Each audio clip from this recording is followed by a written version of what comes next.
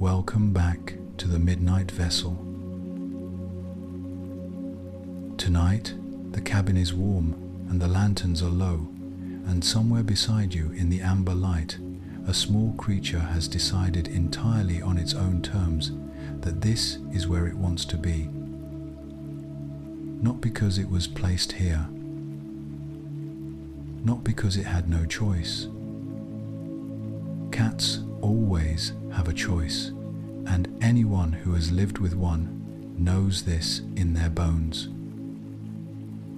The cat beside you is here because it chose to be here. That choice has a history longer and stranger than most people realize, a history that does not begin with humans deciding to keep cats, but with cats deciding to keep humans. The domestication of most animals follows a familiar pattern.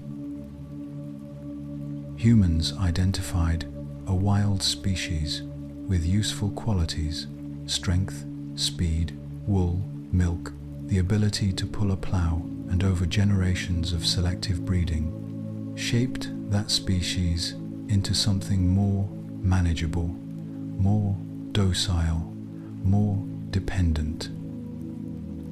The animal changed because humans wanted it to change, and humans controlled the conditions that made change possible. Cats did not follow this pattern. The archaeological and genetic evidence suggests that cats began associating with human settlements not because humans sought them out, but because the settlements offered something cats wanted specifically: the rodents that were drawn to stored grain. The first cats to approach human villages were not captured or bred or trained. They simply showed up, found the hunting good, and stayed. The ones that tolerated human proximity thrived. The ones that did not left. This process began approximately 10,000 years ago in the Fertile Crescent, the region of the Middle East where agriculture first took hold, where humans first began storing grain in large enough quantities to attract rodents in large enough numbers to attract cats. The wild ancestor of every domestic cat alive today is a species called Felis sylvestris libica, the African wildcat, a small striped feline still found across North Africa and the Middle East, visually almost indistinguishable from a domestic tabby. Genetic studies comparing modern domestic cats to their wild relatives show surprisingly little divergence, far less than the difference between a wolf and a domestic dog. Dogs have been shaped by human breeding for tens of thousands of years into hundreds of dramatically different forms. Cats, by comparison, have barely changed at all. They domesticated themselves on their own schedule, to their own degree, and no further. What did change over those 10,000 years was tolerance. The cats that thrived near human settlements were the ones that could manage the stress of human proximity, that did not flee at the sight of a person, that could eat and sleep and raise kittens within range of human activity without their nervous systems constantly firing alarm signals. This tolerance was not trained into them, it was selected for naturally by the simple fact that tolerant cats had access to better hunting grounds and more reliable food sources than intolerant ones. Over generations, the cats living near humans became, on average, calmer around humans, not because humans wanted them to be, but because calmness paid. The relationship was transactional before it was affectionate. It became affectionate later, gradually, on both sides, and the affection when it came, was genuine. But it was never the whole story. The cat at the porthole is watching the dark water outside with the same focused stillness that its ancestors used to watch the edges of grain stores 10,000 years ago. The posture is identical, the patience is identical, the readiness beneath the stillness is identical. What has changed is almost nothing on the outside, and something significant on the inside, a slightly higher threshold for alarm, a slightly greater capacity to find a human presence comfortable rather than threatening, a willingness, under the right conditions, to close the distance. The cat did not become something different. It became something that could be here, in this cabin, in this warm light, beside a person who did not catch it, or cage it, or breed it into dependence. It came of its own accord. It stayed of its own accord. And in that voluntary presence, 10,000 years in the making, there is something worth sitting with quietly before sleep. The fireplace crackles softly, and the sleeping cat on the cushion shifts slightly, and the one at the porthole has not moved at all, patient and still, and watching something only it can see.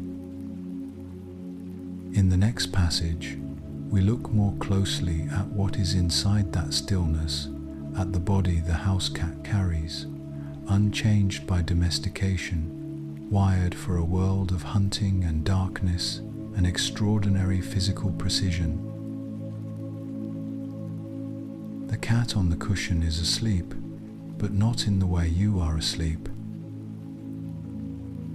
Or rather, not in the way you will be asleep in an hour, deeply under, the body surrendered, the mind drifting somewhere far from the cabin. The cat's sleep is layered differently. Even now, curled into its tight, warm circle, something in it is still listening. The ears adjust almost imperceptibly to a sound from outside. The tail tip moves once and is still. The body is resting, but the machinery is idling, not off ready to go from complete stillness to full sprint in the time it takes to blink. This is not a pet that has learned to relax in a warm cabin. This is a predator that has decided, for now, that nothing requires its attention. The distinction matters. The skeleton of a domestic cat is, in almost every meaningful way, the skeleton of a small wild hunter. The spine is extraordinarily flexible. Cats have 30 vertebrae compared to the human 24, and the connections between them allow a range of motion that makes the cat's body function almost like a spring. When a cat runs, the spine compresses and extends with each stride, effectively lengthening the cat's legs beyond their actual length, allowing a small animal to cover ground at speeds of nearly 50 kilometers per hour in short bursts. The collarbone is vestigial and unattached, floating free in the chest muscles rather than connecting the shoulder to the sternum as it does in humans. This is not a flaw in the design.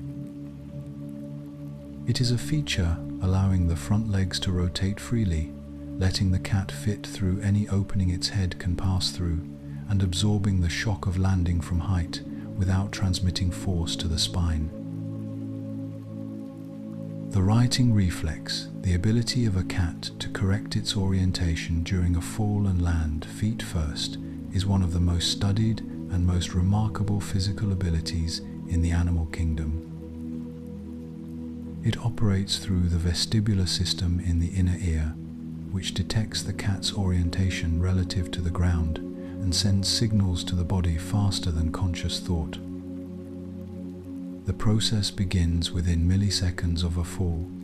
The cat rotates its head to horizontal first, then the front of the body follows, then the rear, the spine twisting through a sequence of adjustments that requires no learned skill and no practice. Kittens as young as 3 weeks begin showing the reflex, and by 7 weeks it is fully functional. It is not something they are taught. It is something they are. The body knows how to fall before the mind knows much of anything at all. The paws are more complex than they appear. Each front paw has 5 toes, the rear paws 4, with retractable claws that are kept sheathed in connective tissue when not in use, preserving their sharpness for the moments they are needed. The paw pads contain a concentration of sensory nerve endings that make them extraordinarily sensitive to texture, vibration, and temperature. A cat walking across a surface is receiving a continuous stream of detailed information about what is beneath its feet, information that helps it move silently, adjust its grip mid-stride, and detect the faint vibrations of prey moving underground or behind a wall. The same paws that need a blanket in contentment are calibrated instruments of predatory precision. The softness and the lethality are not contradictions. They are the same thing at different moments. Perhaps the most quietly astonishing fact about the domestic cat's body is how little selective breeding has altered it. Humans have been living with cats for 10,000 years, and in that time, the cat's fundamental anatomy has remained almost identical to that of its wild ancestor. Compare this to the dog, reshaped over a similar period into forms ranging from the Chihuahua to the Great Dane, its skull, legs, coat, and temperament transformed almost beyond recognition from the wolf.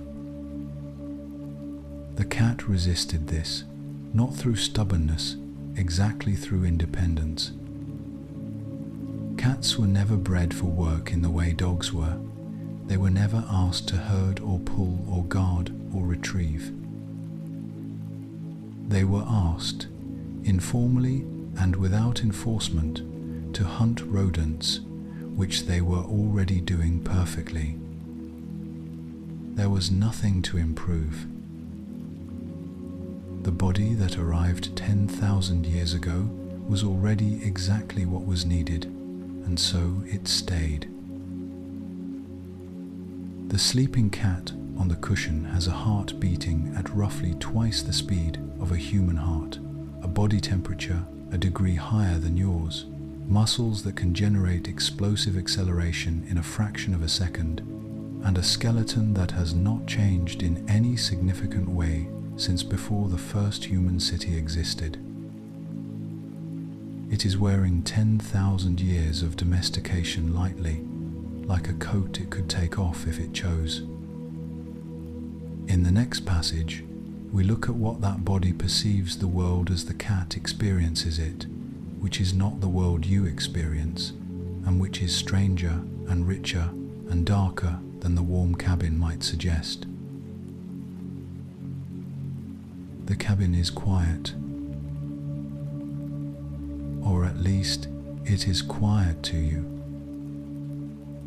The fireplace crackles, the ship moves almost imperceptibly through the water outside, the lanterns hum their faint warm hum. Beyond that, to your ears, there is nothing. But the cat at the porthole has just moved its ears, not its head, just the ears, rotating independently like small satellite dishes toward something in the direction of the wall.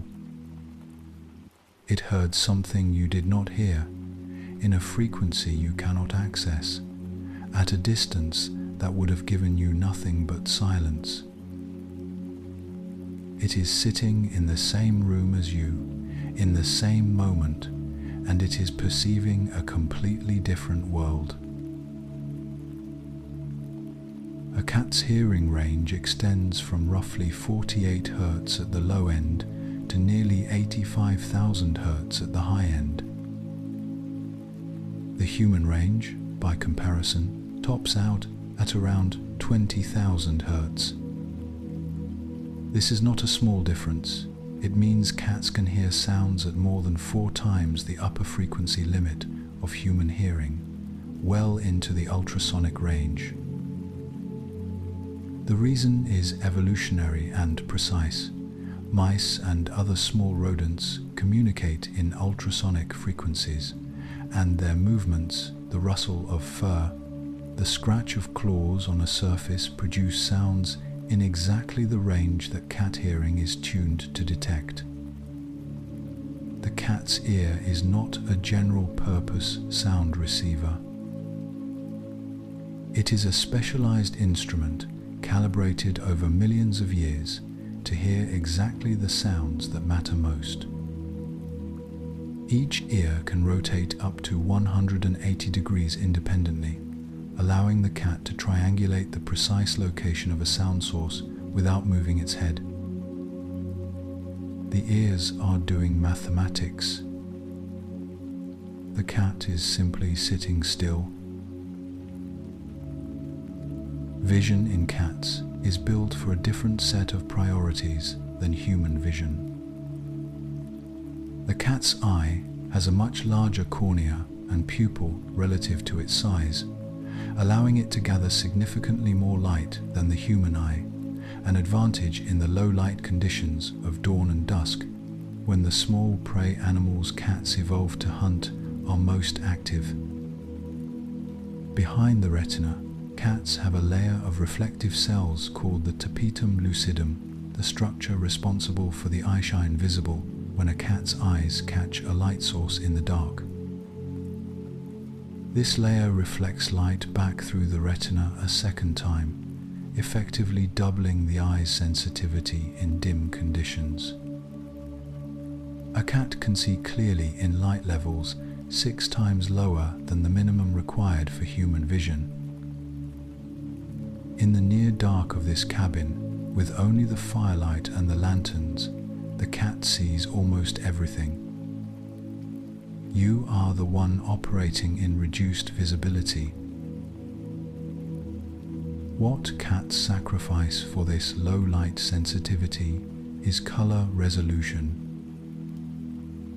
The retina contains 2 types of photoreceptors: rods, which detect light intensity and are responsible for night vision, and cones, which detect color. Cats have far more rods than humans and fewer cones, which means their color vision is limited compared to ours, roughly equivalent to a human with red-green color blindness. The warm amber of the fireplace, the deep red of a cushion, the difference between orange and green, these distinctions are largely invisible to the cat. Its world is rendered in blues, yellows, and greys, with the edges sharp and the motion exquisitely sensitive and the colors muted.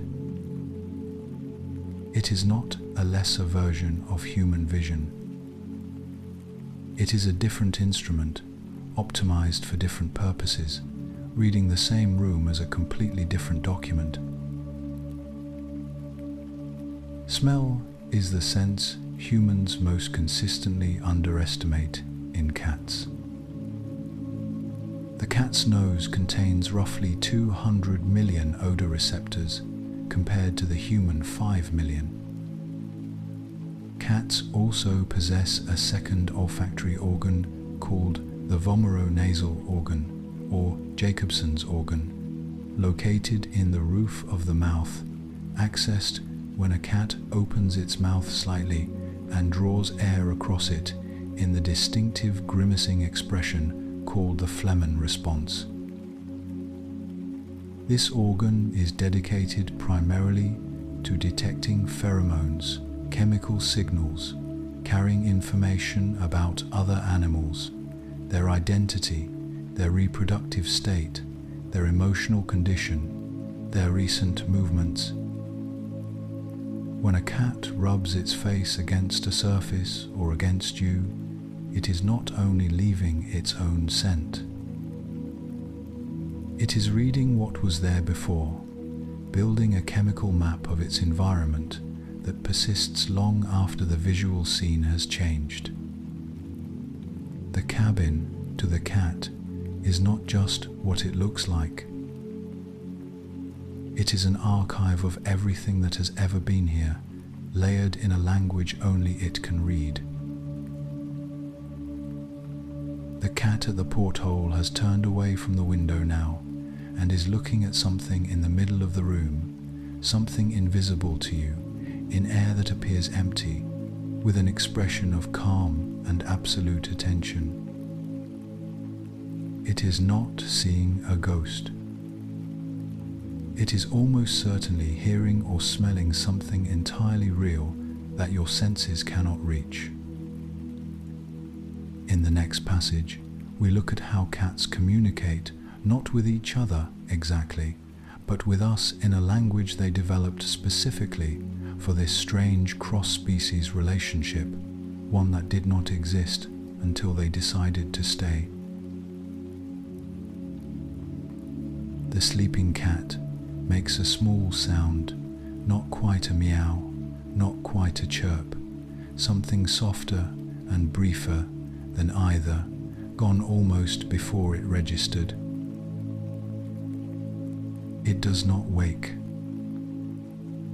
Whatever it said in its sleep, to no one in particular, and the cabin absorbed it and returned to stillness.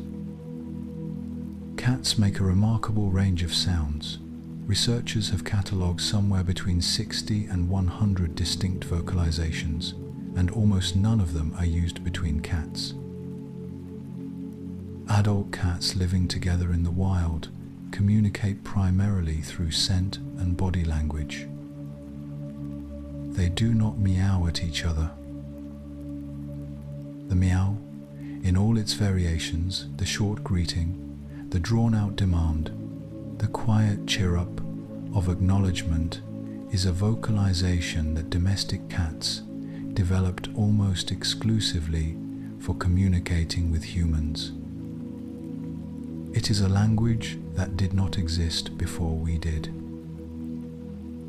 They invented it for us. The evidence for this is behavioral and evolutionary. Feral cats, domestic cats living without human contact, vocalize far less than cats living with people, and the vocalizations they do produce are different in character, closer to the sounds of their wild ancestors. Kittens meow to their mothers, but this behavior typically fades as they mature, unless they are living with humans, in which case it persists into adulthood and elaborates into an increasingly sophisticated repertoire. Cats that live with people learn, over time, which sounds produce which responses, which tone gets the food bowl filled, which sound opens the door, which vocalization brings a hand down to scratch behind the ears. They are not simply making noise. They are communicating intentionally, adapting their signals to the specific human they live with, developing what researchers have described as a private language, one that varies between individual cats and individual owners and is not fully transferable to other pairs. The purr is the most studied and least fully understood sound a cat makes. It is produced by the rapid rhythmic contraction and relaxation of the muscles of the larynx, causing the glottis, the part of the larynx that surrounds the vocal cords, to dilate and constrict with each breath producing the characteristic continuous vibration on both the inhale and the exhale. Most cats purr at frequencies between 25 and 150 Hz, a range that overlaps, by coincidence or otherwise, with the frequencies shown in research to promote bone density, accelerate healing of soft tissue, and reduce inflammation.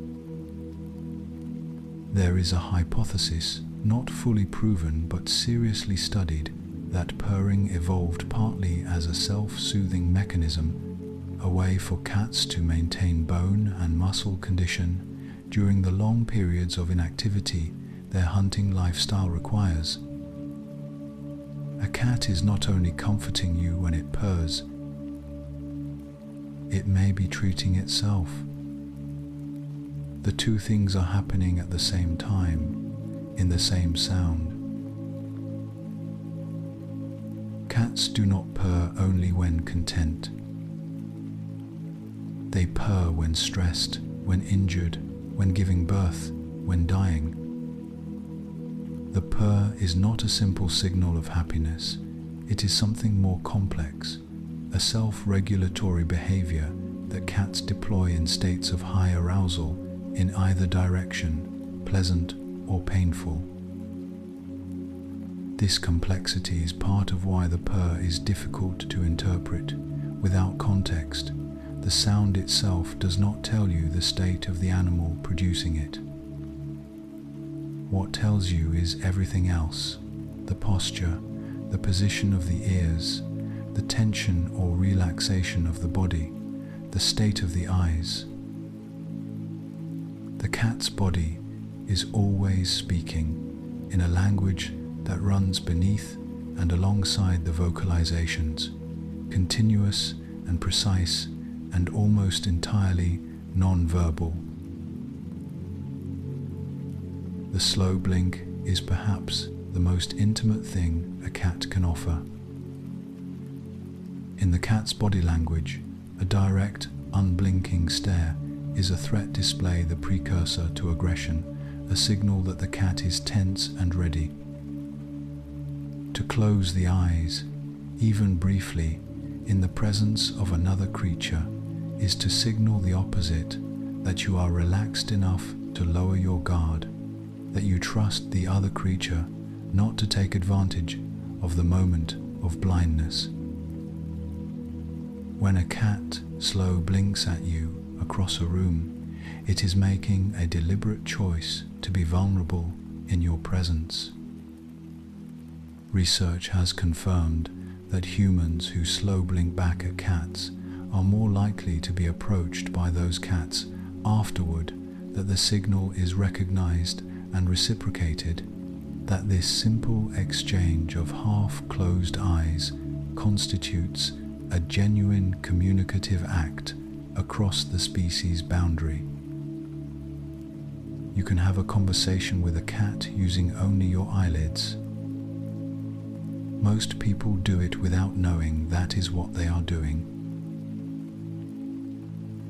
The cat on the cushion has opened one eye and is looking at you now, not with alarm, not with demand, just with the calm and unhurried attention of an animal that has decided you are worth observing. After a moment, the eye closes again. It was not a question. It was not a request. It was something closer to acknowledgement, a small, quiet confirmation that you are here and that here is acceptable. In the next passage, we follow the cat deeper into the night, into the extraordinary architecture of its sleep, and what happens in the hours when it is most completely itself. The cat on the cushion has not moved in a long time. The breathing is slow and even, the tail curled neatly over the nose, the whole body arranged into the compact and self-contained shape that cats have been folding themselves into for millions of years. It looks like the simplest thing in the world, an animal asleep, unbothered, warm. But the sleep of a cat is not simple, and it is not quite like yours, and the ease with which cats surrender to it anywhere, anytime, in any position, on any surface, conceals a biology of rest that is among the most finely calibrated in the animal kingdom. The cat does not sleep so much as it cycles, moving through states of rest with a precision that serves purposes your sleeping body would not recognize. Cats sleep between 12 and 16 hours a day on average, with some individuals, particularly older cats and kittens, reaching 18 or even 20 hours. This is not laziness, and it is not a sign of a life without purpose. It is the metabolic consequence of being an obligate carnivore that hunts by explosive ambush. The hunting strategy of a cat is extraordinarily energy intensive in its active phase. The stalk, the freeze, the sprint, the pounce, but it is also episodic, consisting of short, violent bursts separated by long periods of waiting and recovery. The body that can accelerate from stillness to full speed in a fraction of a second, that can leap 6 times its own height, that can sustain the muscular tension of a prolonged stalk without trembling, that body requires enormous amounts of rest to maintain its readiness. The sleep is not separate from the hunting. It is preparation for it. The sleep itself is structured in 2 distinct phases that cats cycle through repeatedly. The first is a light sleep, what researchers sometimes call slow wave sleep, in which the cat is resting but remains partially alert, its sensory system still processing the environment at a reduced level. This is the phase in which a cat can appear completely asleep and yet respond instantly to a sound or movement, the ears rotating, the eyes snapping open, the body already shifting into readiness before the conscious mind has fully engaged. This light sleep accounts for the majority of a cat's rest time. It is rest without surrender, the body recovering while the guard remains partially raised. The deeper phase rapid eye movement sleep, or REM sleep, occurs in shorter intervals, typically lasting 6 to 8 minutes at a time. It is during REM sleep that cats dream. The evidence for this is behavioral and neurological. The paws twitch, the whiskers move, the claws extend and retract slightly, the eyes move beneath closed lids, and occasionally a cat will produce small sounds, chirps, or muffled vocalizations that seem to belong to some interior scene playing out behind the stillness. Neurological studies comparing cat brain activity during REM sleep to human brain activity during dreaming show similar patterns of activation in regions associated with movement planning and memory consolidation. What a cat dreams about is not knowable with certainty. But the brain is replaying something, some sequence of movement and sensation, some version of the day just lived, or the hunt not yet taken. The cat asleep on the cushion is somewhere else right now. It is doing something in a place only it can reach. The positions cats sleep in are not random. The tight curl nose tucked under tail, body folded into the smallest possible circle, is the ancestral position, evolved to conserve body heat and protect the vital organs in environments where the temperature dropped at night and threats could come from any direction. A cat that sleeps fully stretched out, belly exposed, is making a statement about its sense of safety. The belly is the most vulnerable part of the body, and to expose it during sleep is to signal complete trust in the environment. A cat that sleeps pressed against you or on you is not simply seeking warmth, though warmth is part of it.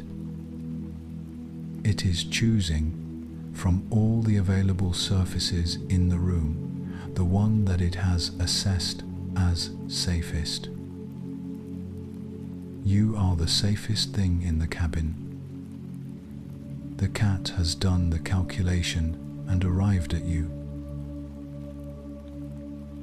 The fire has burned lower now, the light in the cabin warmer and dimmer than it was an hour ago, and both cats are deeply under the one on the cushion, twitching faintly through some dream, the one that was at the porthole having relocated at some point to a spot closer to the fire, curled tight and still. The cabin is as quiet as it will be tonight. In the next passage, we turn to the question that sits beneath all the others, what you mean to these animals, and what they have made of you in the years since they decided to stay. There is a question that everyone who has ever lived with a cat has asked, usually late at night, usually while the cat is doing something inexplicable or sitting somewhere it has no practical reason to be. The question is some version of, does it actually care? Not in the way a dog cares visibly, loudly, with the whole body, but in whatever quieter way a cat is capable of. The question matters because the answer is not obvious, and because the cat will not tell you directly, and because the scientific picture that has emerged over the past 2 decades is stranger and more interesting than either a simple yes or a simple no. The cat does care, but what it cares about and how it experiences that caring and what category it places you in these things are more complicated than they appear. The most influential framework for understanding how cats perceive their human companions comes from research by the anthrozoologist John Bradshaw, who proposed that domestic cats treat humans not as a separate and superior species to be deferred to, but essentially as large, oddly behaved cats. The evidence for this is behavioral. Cats greet familiar humans with the same upright tail posture they use to greet familiar cats. They rub their faces and bodies against humans in the same way they would rub against a feline companion, depositing scent, exchanging chemical information, affirming social bonds through physical contact. They bring prey or prey-like objects to humans in the same way that adult cats sometimes bring food to younger or weaker members of their social group. They slow blink at humans in the same way they signal relaxation to other cats. The behaviors are not modified versions of cat-to-cat interaction. They are the same behaviors applied without significant adjustment to a creature that is not a cat. Attachment research has produced results that surprised even the scientists conducting it. A 2019 study at Oregon State University adapted the classic attachment experiment used to study bonds between human infants and caregivers, placing cats in an unfamiliar room with their owner, then briefly separating them, then reuniting them, and observing the cat's behavior. The results showed that the majority of cats displayed secure attachment to their owners, using the owner as a safe base to explore from, showing signs of stress during separation, and returning to a calm and exploratory state upon reunion. Roughly 65% of cats showed secure attachment, a figure almost identical to the rate found in human infants and dogs in similar studies. The cats were not indifferent. They were bonded specifically, individually, to the person they lived with in a way that the experiment could measure and quantify. What cats do not do, in the way dogs do, is constantly signal this bond. A dog's attachment is performed continuously: the greeting at the door, the eye contact, the physical proximity, the obvious distress at separation. A cat's attachment is expressed intermittently, in moments chosen by the cat, on a schedule that the human does not control. This is not emotional shallowness. It is a different architecture of relationship, one in which the bond exists steadily in the background and surfaces in specific moments, rather than running as a continuous foreground performance.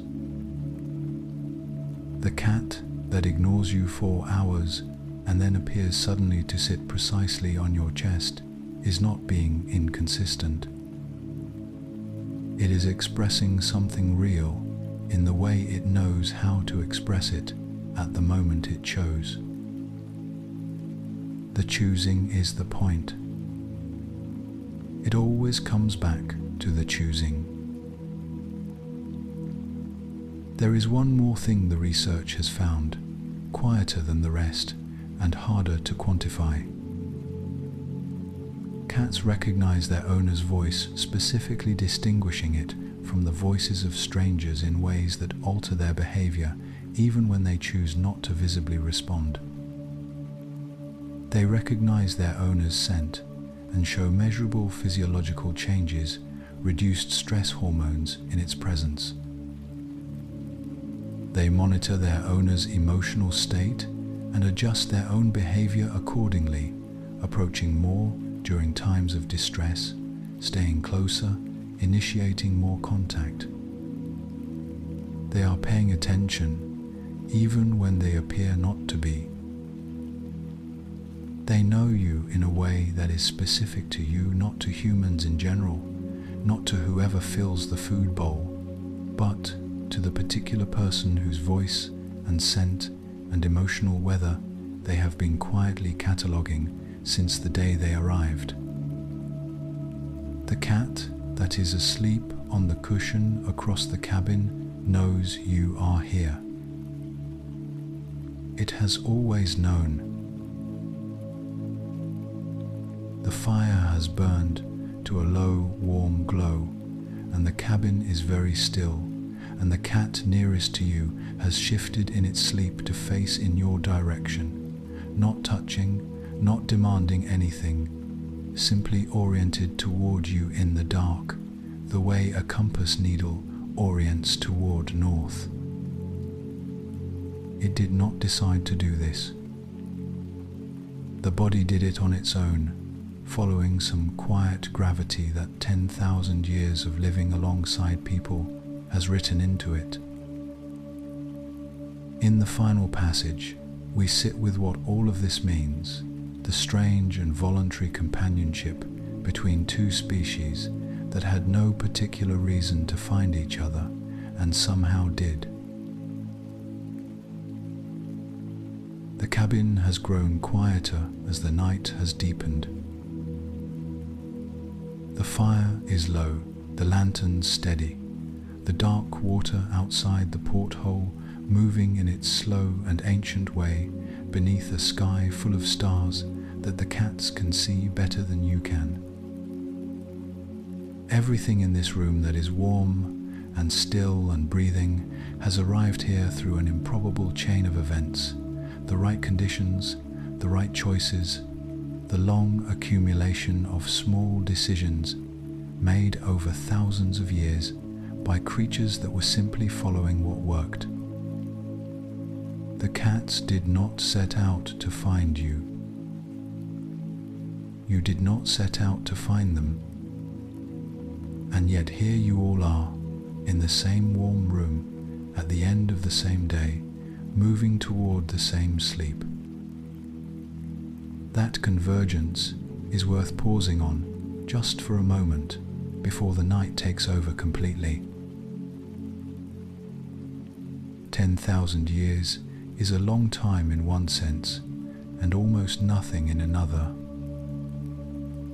It is long enough for a relationship to become something neither party fully chose and neither can fully explain, long enough for the cat's nervous system to have softened just slightly toward the human presence, and for the human nervous system to have developed responses to cats that have no obvious evolutionary justification. The sound of a cat purring reduces human cortisol levels measurably. The presence of a cat in a room lowers blood pressure. Studies following people after the loss of a cat have found grief responses comparable to those following the loss of a close human relationship, not identical, but in the same register, drawing on the same neural pathways, producing the same characteristic ache of absence.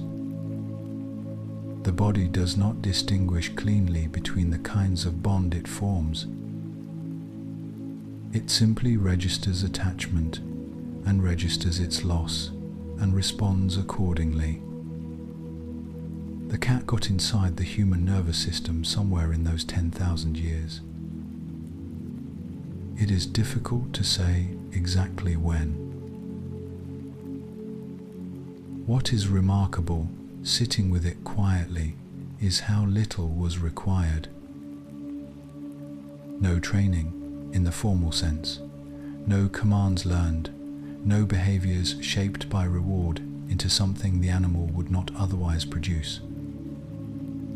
The cat came as it was body unchanged, instincts intact, the full inheritance of a small wild predator carried into the cabin and set down on the cushion.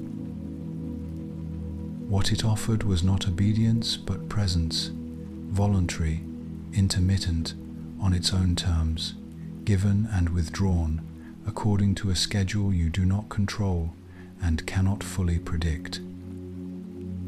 And somehow that was enough. Somehow that turned out to be exactly what was needed, not a creature that would do what you asked, but a creature that would stay when it could leave, that would choose the room you were in, that would orient toward you in its sleep without knowing it was doing so. The cat gave you the only thing it had to give. It gave you its willingness to remain. There is a particular quality to the company of a sleeping cat that is different from other kinds of company. It asks nothing. It does not need to be entertained or reassured or responded to. It is simply there, breathing, warm, existing in its own complete and self-sufficient way, indifferent to whether you are watching it or not, unbothered by the silence, requiring nothing from the moment except that it be allowed to continue. There is something instructive in this, though it is hard to put into words without making it sound like more than it is. The cat does not know it is teaching you anything. It is not trying to model equanimity or demonstrate the value of rest.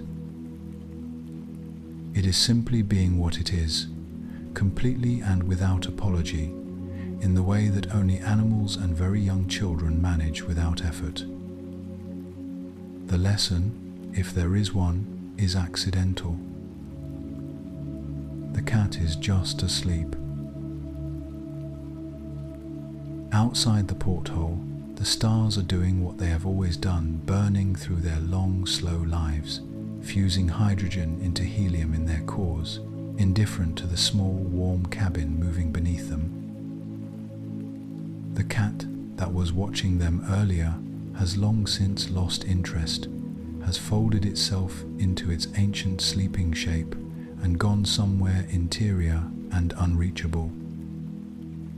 The universe is very large and very old and almost entirely empty, and in one small corner of it, on a wooden deck, on a dark ocean, two cats are asleep in a warm room next to a person who is also, finally, beginning to let the day go. This is not a grand thing. It does not need to be. The small things that happen in warm rooms late at night, the breathing, the firelight, the particular arrangement of sleeping bodies, are not less real for being small. They are, in their way, the point. The fire settles with a soft sound, and the cats do not stir, and the cabin holds its warmth against the dark outside, and you do not need to understand any of it tonight, not the biology, not the history, not the 10,000 years of small choices that put a sleeping cat in this room with you. You only need to know that it is here, that it chose to be here, that somewhere in the long and accidental story of two species finding each other useful and then finding each other necessary and then finding each other something that has no clean name somewhere in that story, this moment was always going to happen. A warm room, a low fire, a cat asleep nearby, breathing slowly, dreaming something you will never know.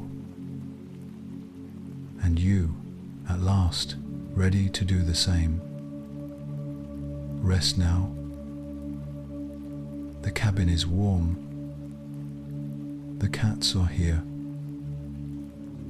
You are exactly where you are supposed to be. And you, at last, can rest. Good night.